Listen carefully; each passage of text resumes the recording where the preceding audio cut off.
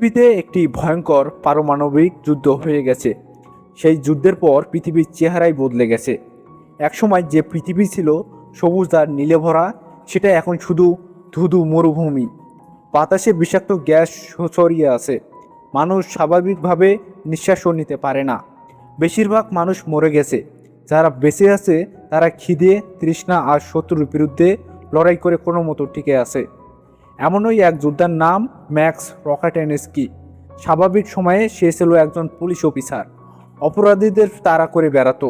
কিন্তু এখন সে নিজেই পালিয়ে বেড়ায়, কখনো শত্রুর হাত থেকে, কখনো সেই মানুষগুলোর স্মৃতি থেকে যাদের সে বাঁচাতে পারেনি। বিস্তীর্ণ মরুভূমিতে দাঁড়িয়ে সে এসব ভাবছিল। হঠাৎ একটি গিরগিটি পাশ দিয়ে গেলে সেটাকে ধরে সাথে সাথে খেতে শুরু করে। কারণ এই পৃথিবীতে এখন চাষাবাদ প্রায় অসম্ভব।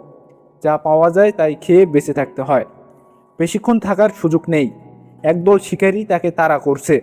ম্যাক্স গাড়ি নিয়ে ছুটে পালাতে চায়, কিন্তু শিকারীরা তার গাড়িতে ধাক্কা মেরে থামিয়ে দেয়। তাকে ধরে একটি দুর্গে নিয়ে যাওয়া হয়। সেখানে তার মাথার চুল কেটে পিঠে ট্যাটু করে দাসত্বের চিহ্ন লাগানো হয়। পিঠে লেখা হয় তার রক্তের গ্রুপ ও নেগেটিভ, ইউনিভার্সাল ডোনার। সে পালানোর চেষ্টা করে, কিন্তু আবারও ধরা পড়ে যায় এবং দাস বানিয়ে রাখা হয়। এই দুর্গ নিয়ন্ত্রণ করে ইমটান জো নামের এক ক্ষমতাধর শাসক। মরুভূমির মাঝে এই জায়গাটা যেন ছোট এক টুকরো স্বর্গ। শুধু এখানেই পানি পাওয়া যায়, চাষাবাদ করা যায়। জো এই পানি আর খাবারের উপর একচেটিয়া নিয়ন্ত্রণ রেখে নিজেকে দেবতা হিসেবে পরিচয় দেয়। তার অনুগত সৈন্যবাহিনীর নাম ওয়ার বয়। তারা জোর জন্য মরতেও দ্বিধা করে না। জো সবাইকে বিশ্বাস করিয়েছে যে তার অনুগত থাকলেই স্বর্গে যাওয়া যাবে। প্রতিদিন সকালে জো রাজকীয় পোশাক পরে মানুষের সামনে বক্তৃতা দেয় এবং সামান্য পানি ছেড়ে দেয়। এত কম পানিতে এত মানুষের চাহিদা মেটে না, তাই তারা নিজেদের মধ্যে মারামারিতে লেগে পড়ে। উপর থেকে এই দৃশ্য দেখে জো আনন্দ পায়। দূরে দাঁড়িয়ে এই ঘৃণ্য দৃশ্য দেখছিল ফিউরেসিয়া, জোর সবচেয়ে বিশ্বস্ত সেনাপতি। তার ঘাড়েও দাসত্বের চিহ্ন আছে। তবু সে এখন আর জোর অনুগত থাকতে চায় না। সে বিদ্রোহ করার সিদ্ধান্ত নিয়েছে। জো তাকে জ্বালানি আর গোলাবারুদ আনতে পাঠায়। সে গাড়ি নিয়ে বেরিয়ে পড়ে, কিন্তু কিছুদূর যেতেই সে সোজা রাস্তা ছেড়ে অন্যদিকে মোড় নেয়। জোর এক লোক দূরবীনে এটা দেখে সাথে সাথেই জোকে জানায়। জো দৌড়ে একটি গোপন কক্ষে যায়। সেখানে তার 5 জন রক্ষিতাকে রাখা ছিল। এই মেয়েগুলোর একমাত্র কাজ ছিল জোর বংশবৃদ্ধির জন্য সন্তান জন্ম দেওয়া। ফিউরিওসা এই 5 মেয়েকে মুক্ত করে তাদের নিয়ে পালিয়ে গেছে। জো তৎক্ষণাৎ তার ওয়ার বয়দের নির্দেশ দেয় যেভাবেই হোক ফিউরিওসিয়াকে থামাতে হবে। এদিকে ন্যাক্স নামের এক অসুস্থ ওয়ার বয়ের রক্তের প্রয়োজন। সেই রক্ত দেওয়া হচ্ছিল ম্যাক্সের শরীর থেকে। ম্যাক্সকে সাথে নিয়েই যুদ্ধে বেরিয়ে পড়ে। ম্যাক্সের ঘাড়ে পাইপ লাগানো, হাতের শিকল। এদিকে ফিউরিওসিয়া পালাতে গিয়ে অন্য একটি বিদ্রোহী দলের এলাকায় ঢুকে পড়ে। তারাও ফিউরিওসিয়ার উপর আক্রমণ করে বসে। ফিউরিওসিয়ার সাথে জোর কিছু সৈন্যও ছিল। তারা জানতো না ফিউরিওসিয়া আসলে পালাচ্ছে, তাই তারা ফিউরিওসিয়াকে রক্ষা করতে গিয়ে শত্রুদের সাথে লড়াই শুরু করে। এরই মধ্যে জোর মূল বাহিনীও চলে আসে। সবাই মিলে আগে শত্রুদের হারায়, তারপর ফিউরিওসিয়াকে থামানোর পরিকল্পনা করে। কিন্তু সামনে বিশাল ধুলোঝড় আসছে, এদিকে যাওয়ার পথ নেই। ফিউরিওসিয়া জোর হাতে ধরার পড়ার চেয়ে ঝড়ের ভেতরে মরে যাওয়াকেই ভালো মনে করে। সে গাড়ি নিয়ে ধুলোঝড়ের ভেতরে ঢুকে যায়। জো ভয়ে ঢুকতে পারে না, কিন্তু ম্যাক্স জোর কাছে বীর হতে চেয়ে ধুলোঝড়ের ভেতরে ঢুকে পড়ে। ম্যাক্স তখনও গাড়ির বাইরে শিকলে বাঁধা, কোনো মতেই নিজেকে বাঁচিয়ে রাখার চেষ্টা করছে। ম্যাক্স অনেকক্ষণ চেষ্টা করেও ফিউরিওসিয়াকে থামাতে পারে না, তাই সে গাড়ির তেলের পাইপ খুলে দেয়। গাড়িতে পেট্রোল ভরে গেলে আগুন লাগিয়ে সব উড়িয়ে দেওয়ার পরিকল্পনা করে, নিজেও মরবে।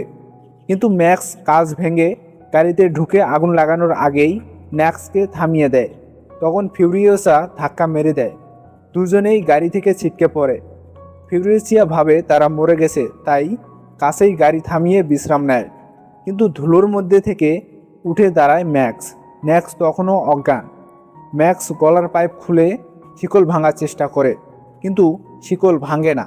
বন্দুক দিয়ে চেষ্টা করে, কিন্তু বন্দুক নষ্ট, গুলি বের হয় না। তখন সে ম্যাক্সকে কাঁধে তুলে ফিউরেসিয়ার গাড়ির দিকে দৌড় দেয়। সেখানে পৌঁছে দেখে মেয়েরা গা ধুচ্ছে, ফিউরেসিয়া গাড়ি মেরামত করছে। ম্যাক্স বন্দুক তাক করে পানি চায়, পানি পেয়ে প্রাণ ভরে খায়, তারপর শিকল কেটে দিতে বলে। একজন এগিয়ে আসতেই ফিউরেসিয়া ম্যাক্সের উপর ঝাঁপিয়ে পড়ে, হাতাহাতি শুরু হয়। ম্যাক্সও জেগে চোখ দেয়, মেয়েরাও লেগে পড়ে। শেষে ম্যাক্স জিতে যায়।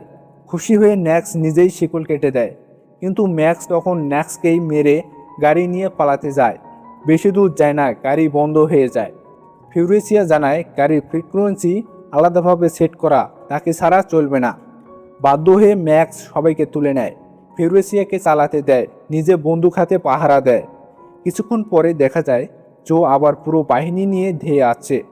আসলে ম্যাক্স চুপি চুপি গাড়ির পেছনে চড়ে বসে তেলের লাইন খুলে দিয়েছিল, তাই গাড়ি ঠিকমতো চলছিল না।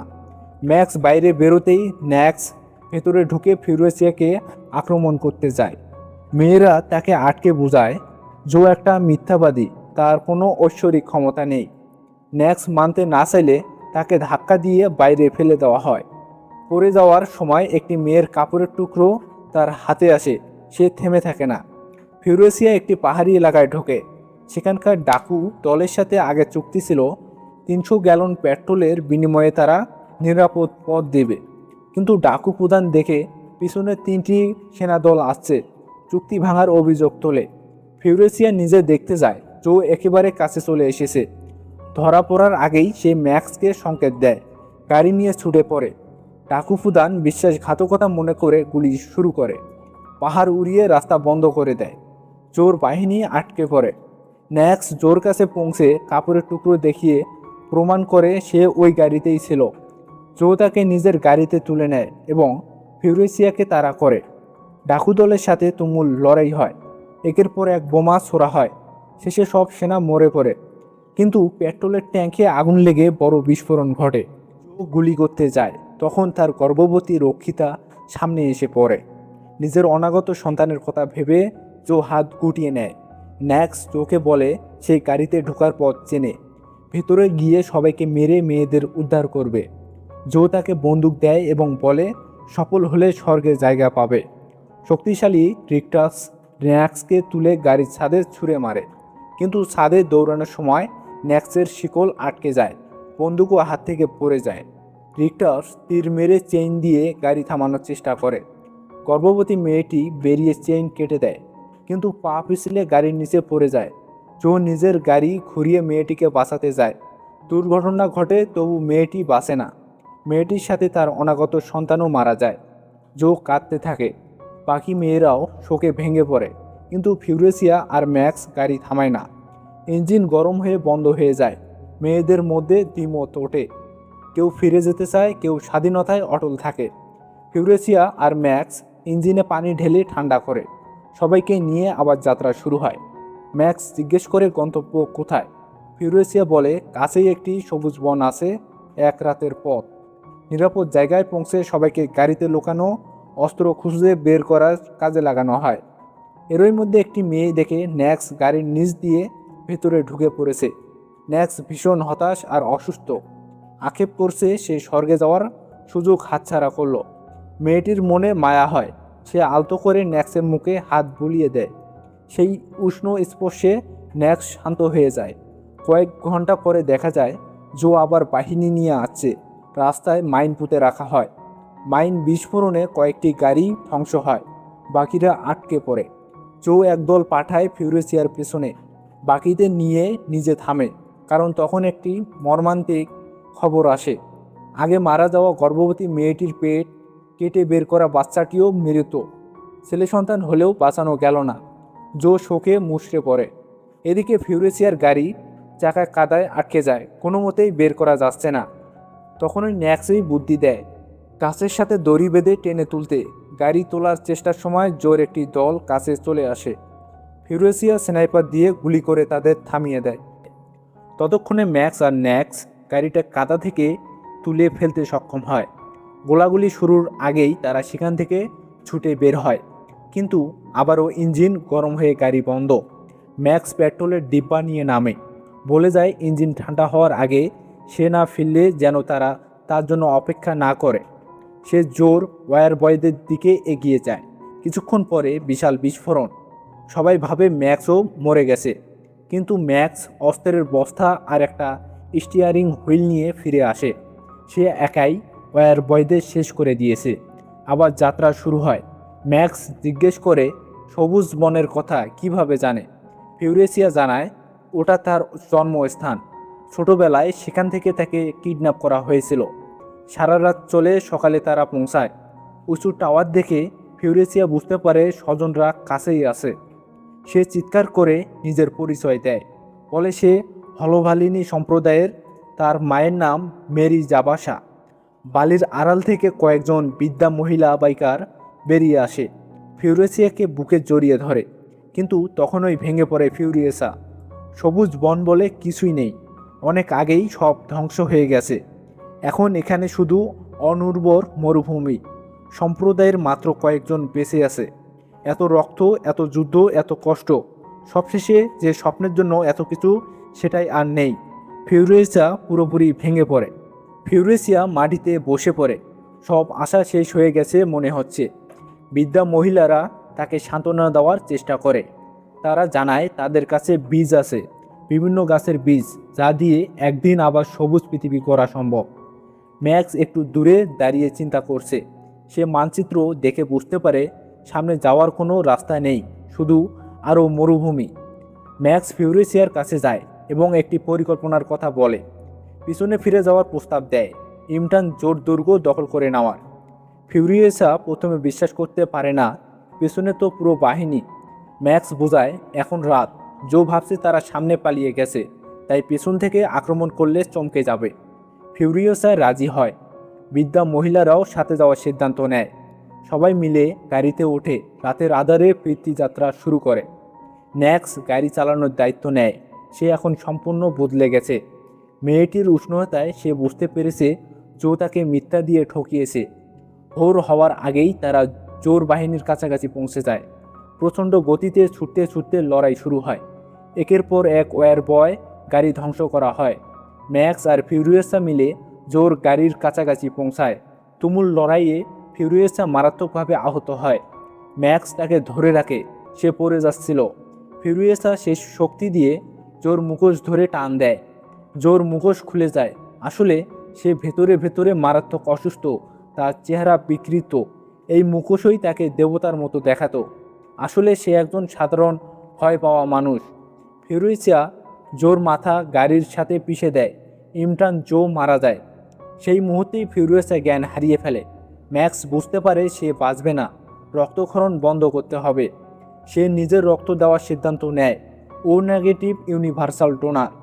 সরাসরি হাতের শিরা থেকে শিরায় রক্ত দেওয়া হয়। ফিউরিয়েসা ধীরে ধীরে জ্ঞান ফিরে পায়। এদিকে ন্যাক্স থেকে ডিকটাস তাদের গাড়ি আটকে দেওয়ার চেষ্টা করছে। সবাইকে বলে লাফ দিয়ে সরে যেতে। ন্যাক্স ইচ্ছাকৃতভাবে গাড়ি উল্টে দেয়। রিক্টাসকে ধ্বংস করে নিজেও মারা যায়। ন্যাক্সের মুখে শেষ মুহূর্তে হাসি ছিল। সে সত্যিকারের বীর হয়ে মরতে পেরেছে। এবার সবাই দুর্গে প্রবেশ করে। জোর মৃতদেহ গাড়ির সামনে ঝুলিয়ে নিয়ে আসা হয়। দুর্গের মানুষেরা দেখে তাদের দেবতা মরে গেছে। মুখোশের আড়ালে ছিল একজন মিথ্যুক। বিভ্রান্ত হয়ে পড়ে। তারা এতদিন মিথ্যার পিছনে ছিল। ফিউরিয়েসা দুর্গের উপরে উঠে দাঁড়ায়। মানুষ তাকে চেনে, বিশ্বাস করে। সে পানির বাঁধ খুলে দেওয়ার নির্দেশ দেয়। নিচে থাকা হাজার হাজার মানুষের উপর ঝর্ণার মতো পানি পড়তে থাকে। মানুষ আনন্দে হাত তুলে পানিতে ভেজে। এতদিনের শোষণের পর মুক্তির স্বাদ পায়। ম্যাক্স নিচে ভিড়ের মধ্যে দাঁড়িয়ে উপরে তাকায় ফিউরিয়েসার দিকে। দুজনের চোখাচোখি হয়। কোনো কথা নেই, শুধু চাহনিতেই বোঝাপড়া। তারপর ম্যাক্স ভিড়ের মধ্যে মিলিয়ে যায়। সে একা থাকতেই অভ্যস্ত। পদাইলা ইমটান জোর দুর্গের নতুন শাসক হয়। এটাই ছিল ম্যাড ম্যাক্স ফুরি রোড চলচ্চিত্রের শেষ অংশ।